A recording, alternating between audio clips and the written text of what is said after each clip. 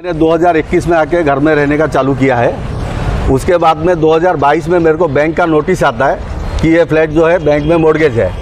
तो उसके बाद में मेरे को पता चला, तो मैंने बिल्डर से पता किया भाई ये क्या काय का नोटिस है। तो बोलता है कोई टेंशन लेने का ज़रूरत नहीं हो मेरा। वो बोला 2 दिसंबर 2016 में पोजीशन दे देगा, पर अभी तक उसने दिया नहीं। और वो दूसरे को हैवी डिपॉजिट पे सड़ा गए। अभी उसने दूसरे ने भी तीसरे को हैवी डिपॉजिट पे कैश पेमेंट दिया हुआ मैंने उसको, और रिश्तेदारों से, सारे रिश्तेदारों से पैसे मांगे हुए मैंने पैसे दिए हैं। आज पेमेंट करो, कल मैं रजिस्ट्रेशन करूंगा, लेकिन आज तक मुझे रजिस्ट्रेशन नहीं किया। खाली आज तक उस शख्स ने एक सच नहीं बोला है, सिर्फ 2012ला बुक केला आणि 17ला रजिस्ट्रेशन केलं आणि आज उद्या करताना अजून पोझिशन दिलेलं आहे। मला म्हणतो ते आत्ता म्हणतो पोझिशन घ्या, पण मी हार्ट पेशंट आहे आणि कॅन्सरचा पण आजारी आहे, ते मी करू शकत नाही, वर जाऊन 6 माळे चढू शकत नाही। नमस्कार, आज आपण नालासोपारा पश्चिमेला उपस्थित आहोत। नालासोपारा पश्चिमेला एक प्रतिष्ठित असं एक परिसर आहे, ज्याला आपण यशवंत गौरव बोलतो।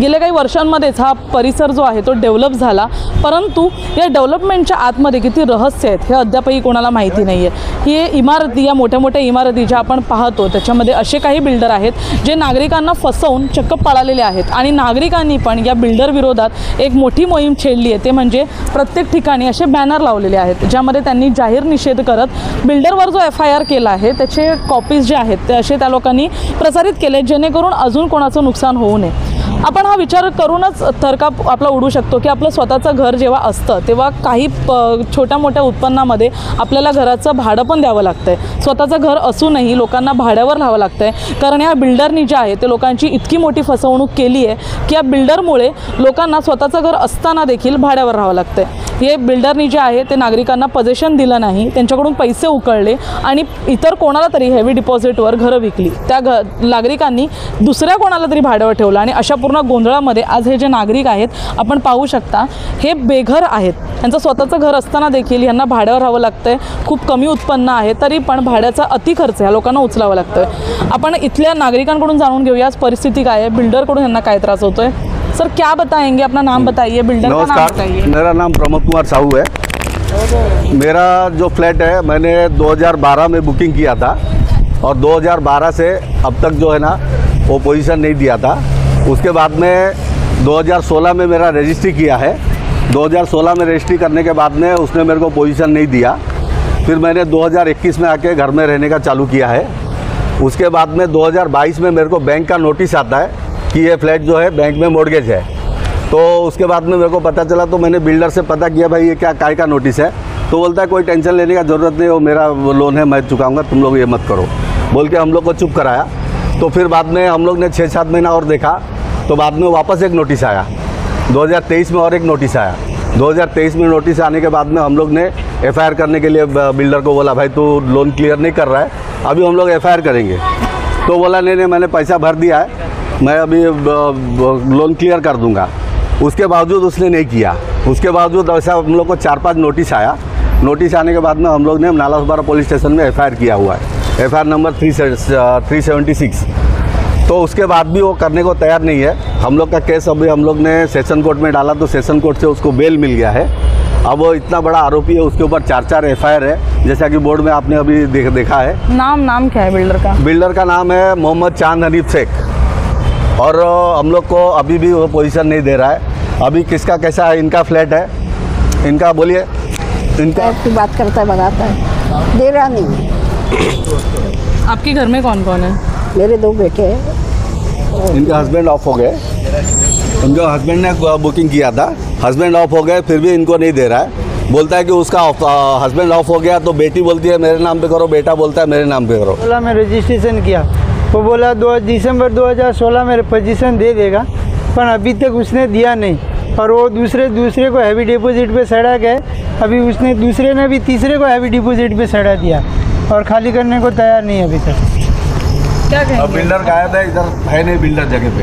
बोलिए, आप बोलिए। मैं महेश हो गए, मैं 7वां माले पे ब्लॉक 2012 में बुक किया था। अभी तक उसने काम पूरा नहीं किया और पोजीशन भी नहीं दे रहे हैं। और लिफ्ट नहीं है, लिफ्ट के कारण तो हम ऊपर जा नहीं सकते 7वां माले, और फ्लैट का भी कंडीशन एकदम ख़राब है। मी 2012ला बुक केला आणि 17ला रजिस्ट्रेशन केलं आणि आज उद्या करताना अजून पोझिशन दिले नाही. मला म्हणतो ते आत्ता म्हणतो पोझिशन घ्या, पण मी हार्ट पेशंट आहे आणि कॅन्सरचा पण आजारी आहे, ते मी करू शकत नाही, वर जाऊन 6 माळे चढू शकत नाही. पण आत्ता मी घ्यायला पण तयार झालो की बुवा मी दुसरीकडे येतो. तो म्हणतो नाही, तुम्ही नो ऑब्जेक्शन करून आम्हाला लेटर लिहून द्या, असं करून द्या, कर देतो वगैरे. इनका फ्लैट भी दूसरे को हेवी पे दिया था, हम लोग ने खाली करवाया उसको. इनका फ्लैट भी इन्होंने इनका फ्लैट भी बिल्डर ने दूसरे को हेवी पे दिया हुआ था, भाड़े पे दिया था. भाड़े पे दे दिया था. फिर हमने वो भाड़े वाले को बोला भाई इनके नाम पे फ्लैट है तो आप कैसे रह रहे हो, आपको खाली करना पड़ेगा. तो उसने बिल्डर से बात करके फिर वो खाली करवाया. 402 मध्ये रूम आहे माझा, चेतन पंढरीकर म्हणून. ते म्हणजे तसंच झालं आहे, आता बोलतात तसंच झालं. तर भाडोत्री दुसऱ्या माणूस ठेवलं होतं, 2 वर्ष भाडोत्री ठेवलं होतं. मध्ये आम्ही हे भेटले, आम्ही ते टाला वगैरे तोडून त्यांना बाहेर काढले, त्यांना टाईमपास घेतला आणि मग त्यांनी आम्ही खाली करून ठेवलं आहे. पण परत त्यांनी त्या बिल्डरनी परत लॉक करून ठेवलं आहे. त्यांनी आमचा एक बाहेरून लॉक लावला आहे सेफ्टी म्हणून, आणि त्यांनी परत. तुम्ही कुठे राहताय? आता आम्ही गोरेगावला राहतो, भाड्याने राहतोय. स्वतःचं घर असताना पण? हां, स्वतःचं घर असताना भाड्याने. मैं नसीर अहमद सिद्दीकी, डी विंग 205. मैं पूरा पेमेंट दिया 20,02,000 रुपया पूरा पेमेंट दिया है. और 2012 में बुकिंग किया था, 2016 में उन्होंने कहा मुझे सीसी का पैसा भरना है, मुझे आज आप पैसा पूरा पेमेंट कर दो. कैश पेमेंट दिया हुआ मैंने उसको, और रिश्तेदारों से, सारे रिश्तेदारों से पैसे मांगे हुए पैसे दिए हैं. आज पेमेंट करो, कल मैं रजिस्ट्रेशन करूंगा. लेकिन आज तक मुझे रजिस्ट्रेशन नहीं किया. खाली आज तक उस शख्स ने एक सच नहीं बोला है, सिर्फ झूठ और गुमराह किया उस शख्स ने. और पूरा पैसा देने के बाद भी आज मेरे पास घर नहीं है, मुझे स्पाइन प्रॉब्लम है, मैं काम काज कुछ नहीं कर पा रहा हूँ, घर पे बैठा हूँ. मेरा परिवार अपने मैके में रहता है, उसके अपने घर वालों के साथ रहता हूँ. मैं कुछ नहीं कर रहा हूँ, बेकार इंसान हूँ. और रजिस्ट्रेशन भी नहीं किया, ना घर दिया है. और मेरा घर मॉर्गेज पे है, और जो है दूसरे को हैवी डिपॉजिट पे दे के रखा हुआ है. वो घर में आराम से रह रहा है, वो पैसे लेके पूरा मुझे कर रहा है. मेरे पास, मैं सिर्फ बर्बाद हूँ.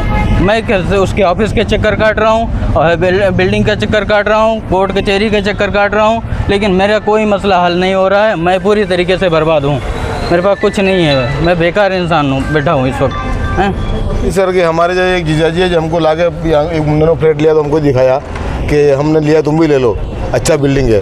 तो मैंने बोला ठीक देखेंगे, तो बाद में बोला ले लो, अच्छा है. तो मैंने भी टोकन डाल दिया. तो मैंने वो जैसे जैसे पैसे मांगे तो पूरे पैसे बोलता है पूरे पेमेंट करके दे दो. तो मैंने पूरा रोकड़ा पैसे दे दिया. स्टैम्प ड्यूटी है कितना दिया? 23 लाख रुपये उसको मैंने पूरा रोकड़ा दे दिया, और स्टैम्प ड्यूटी रजिस्ट्रेशन का भी पैसे दे दिए. बोला कल आ जाओ, तुमको रजिस्टर करा देता हूँ. वो सब मेरे पास सारी रसीद पड़ी हुई है. आपने ये जो पेमेंट की, हाँ, कैसे की? बैंक से की, रोकड़ा की? तो आपके पास उसका कोई रसीद नहीं? जो रोकड़ा दिया उसका रसीद है, और बैंक से जो दिया उसका वो चेक है मेरे पास. आपके साथ में क्या घटना घटी?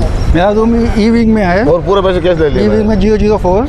मेरा पूरा पेमेंट हो गया है, लेकिन उसने अभी तक ताबा दिया नहीं, और मेरा रूम हैवी डिपॉजिट पे चढ़ा के रखा है. आपके पास कोई एविडेंस, कोई चीज़ें, जैसे आपका पैसा आपने किस प्रकार से दिया? वो सब कुछ है, सब कुछ है. सब कुछ है. FIR किया हुआ है, पूरा पैसा चल रहा है. अपना सोसाइटी का भी 1.5 लाख किया. और सोसाइटी का भी मैं प्रताप लक्ष्मण मायावंशी, मैंने 14 साल पहले फ्लैट बुक किया था ड्रीम निर्माण में. आज अभी तक फ्लैट मिला नहीं है.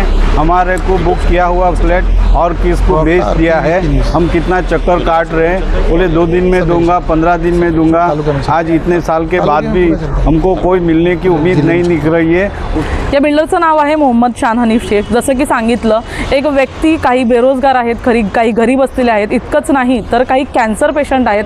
अशा लोकांची फसवणूक करून हा व्यक्ती फरार आहे. याच्यावर FIR देखील दाखल करण्यात आली आहे. परंतु कुठेतरी नेहमी कायमप्रमाणेच आपलं प्रशासन हे मागे राहतं. ही नागरिक जे आपल्यासोबत आता उभे आहेत त्यांच्याकडून कॅश पेमेंट घेतले, काही करून त्यांना रिसीट पण दिलेली आहेत. परंतु कितीही आज पुरावे असले तरी पण या बिल्डरला पकडण्यास कुठेतरी प्रशासन सक्षम नाही आहे. आणि या नागरिकांनी ज्या चुका केलेल्या आहेत त्यांचं भुगतान त्यांना कदाचित त्यांच्या आयुष्यभराच्या पुंजीने द्यावं लागणार आहे. आज हे नागरिक जे आहेत ते काही मुंबईला स्थानिक आहेत, काही इथे कुठेतरी भाड्याने घर घेऊन राहत आहेत, काहींनी तर त्यांच्या महिलांना, त्यांच्या पोरांना हे दुसऱ्या घरी पाठवलं आहे आणि ते इथे फक्त आणि फक्त या बिल्डरचे ऑफिसचे चक्कर खात आहेत. तर काही चक्क कॅन्सर पेशंट असून आज आपल्या आजाराला घेऊन या बिल्डरची आतुरतेने वाट पाहत आहेत की कधीतरी तो येईल आणि या समस्यांचं निवारण होईल. पाहण्यासारखं असेल त्यांच्या समस्यांचं निवारण कधी होतं आणि मोहम्मद शान हनीफ शेख ह्याला अटक होऊन या नागरिकांचे पैसे मिळतात का? कारण आज हे घरकुल जे त्यांनी खूप स्वप्न पाहून एक घर घेतलं होतं ते घर तरी त्यांना परत मिळण्याची आशा नाही आहे. परंतु या सगळ्या प्रकरणानंतर त्यांचे पैसे तरी त्यांना परत मिळतात का हे पाहण्यासारखं असेल. धन्यवाद.